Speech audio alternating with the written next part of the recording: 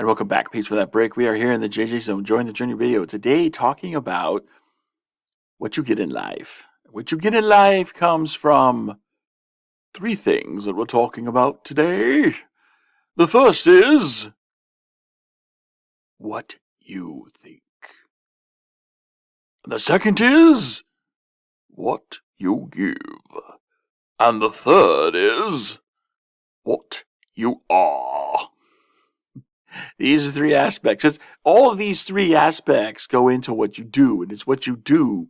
It's the action you take that produces the results you get. So when you take no action, you get no results. Like the example I was looking at earlier today. It's like, well, I'm not seeing any results regarding the singles in my stake. We've got nothing going on. Nothing's happening. They're taking forever to call reps. It's like, come on, there's nothing happening here. Well, okay, no action, no results. I mean, that's really what it is. It's like, well, I need to take different action because it's always commensurate, right? I mean, if you want to, let's say you're taking a math test and you're solving a problem, 2 + 2 equals, and, if you don't write the answer in the appropriate space, which is 4, then, you're not going to get the result that you want. Okay. You're not going to get that problem right. You're not going to score points for that problem. It's not going to happen. Okay. So it's like, well, I did my part and I thought about it really hard and I put in a number there in the answer space and he marked it wrong. It's like, well, you put the wrong number in. You got to put the right number. You got to put the right action to get the right result. Right result doesn't come from wrong action. Right result comes from right action. Poor results come from poor action. No results come from no action. On the flip side, good results come from good action. Effective results come from effective action. Phenomenal results come from phenomenal action. So it's time to step up because the power is in you. The Lord declared it. DNC 58:28. Read it and take it home to the bank. You can do it. Yes. This is the way it is. And the question then becomes, do you believe it? I mean, it is the way it is. Whether or not that's true for you depends upon whether or not you actually believe. Do you believe? Do you believe, brother? Yes, do you believe that power is in you? I can remember a time in my life when I didn't believe it. I didn't believe it. And I'm going to tell you, what is it that transitioned me from being in a place where I didn't believe that the power was in me to change my life to being in this place now where I believe I have practically unlimited power to change my life. And I still struggle, don't get me wrong. I mean, I want to, paint myself as some sort of demigod or superhero or, something more than just an average, ordinary moral man. I'm just a guy. I'm just an ordinary guy, I'm just, I don't really see myself as anything particularly special, but I do recognize the truth that the Lord has placed within me, the same thing he's placed within you and everybody else. And that is the power to choose. We have the power of agency.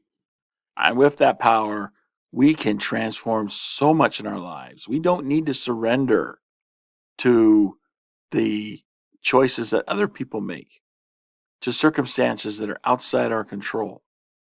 We have the power to change our lives. If you want to change something about your life, then go on and change it. Go on and change it. And a lot of it just starts with just getting the right focus in place. And this is why, when we talk about happiness on this program, we have that very special definition, very carefully worded definition.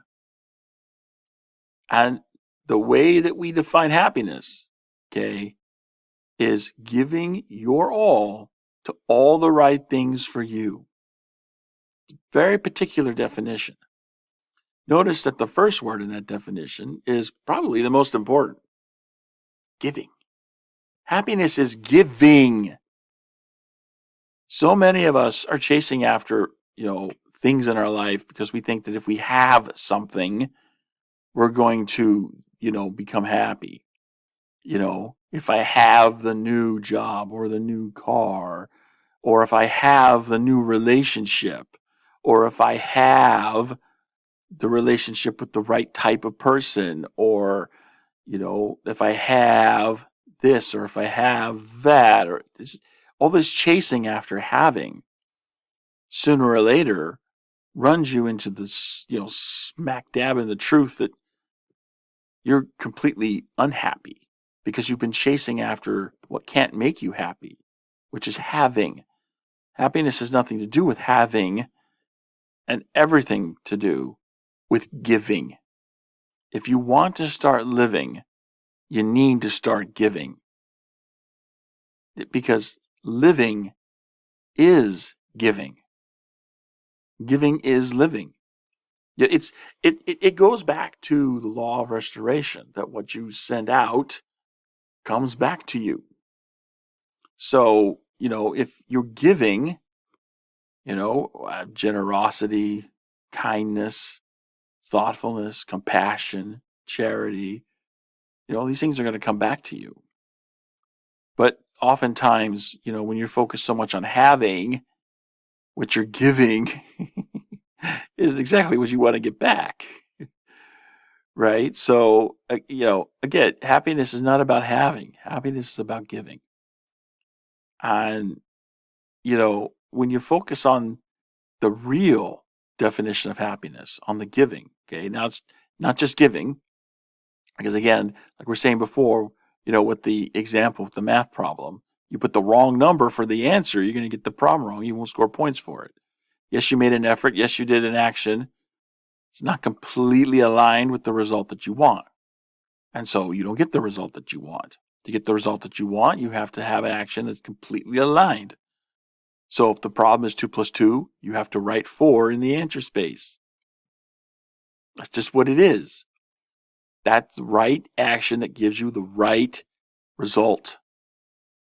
And unless you take the right action, you're not going to get the right result. That's just the way that is. So, you want the right action that'll give you happiness. Okay. The first step is giving. It's not just giving, it's giving your all to all the right things for you. How many of us, when we do what we do, just go into it, half-baked? We're not fully committed. We're not fully present. We've got our minds on other things, and, it's like, well, I'm here, but I don't really want to be. I'd rather be somewhere else doing something else. You're not fully committed, not fully invested, not fully present with what you do. Then, there's a large measure of happiness that's going to be shut out from you. And it's by your own choice, because you're choosing to want to be somewhere else. You're choosing to think about other things. You're choosing not to invest yourself totally. You're choosing not to be completely committed to what you're doing in the moment that you're doing whatever it is you're doing. When you do what you do, be completely invested, be completely committed to it. And then you'll start to find, once you give your all to all the right things for you, make sure what you're doing is right for you. You may be doing something that may be good, but it may not be the best thing for you to be doing right at that moment. And so you need to be, doing what's best for you in each moment. The things that are right for you. And the things that are right for you may not be right for somebody else. And the things that are right for them may not be right for you. There are some things that are right for everybody.